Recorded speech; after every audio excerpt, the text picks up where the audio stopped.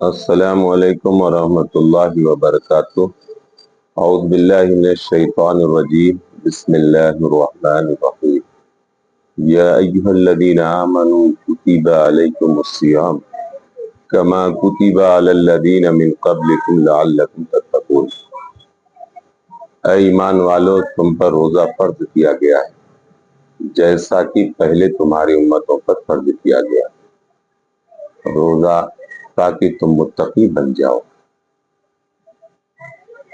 हर उम्मत में रोज़ा फर्ज हुआ, मगर इस उम्मत के लिए अल्लाह ताला ने 5 मखसूस चीजें रोजेदारों के लिए रखी।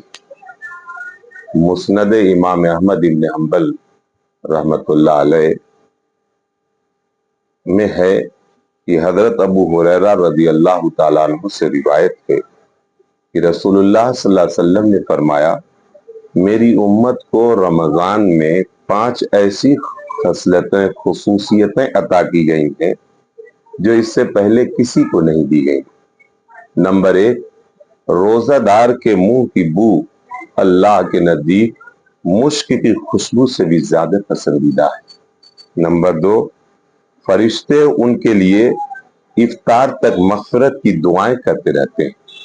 नंबर 3, अल्लाह ताला रोजाना उनके लिए जन्नत को मुज़य्यन फरमाते हैं और फरमाते हैं कि बहुत जल्द मेरे बंदे तकलीफ और मुशक्कत से सहकर तेरे पास आएंगे। नंबर 4, इस महीने में सरकश शयातीन को कैद कर दिया जाता है। बस रमजानुल मुबारक में बंदों को उस तरह नहीं बहका सकते जिस तरह गैर रमजान में बहकाते हैं। नंबर 5, यह कि आखिरी रात रोजेदारों की मग़फ़िरत कर दी जाती है। पूछा गया, अल्लाह के रसूल सल्लल्लाहु अलैहि वसल्लम, क्या उससे मुराद लैलतुल क़द्र है?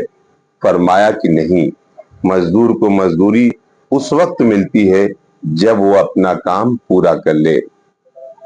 देख लीजिए, 5 खुसूसियतें इस उम्मत मुस्लिमा को जो मिली हैं, अल्लाह ताला हमें इनकी कद्र करने की तौफीक अता फरमाए और हमारे रोज़ों को कबूल फरमाए।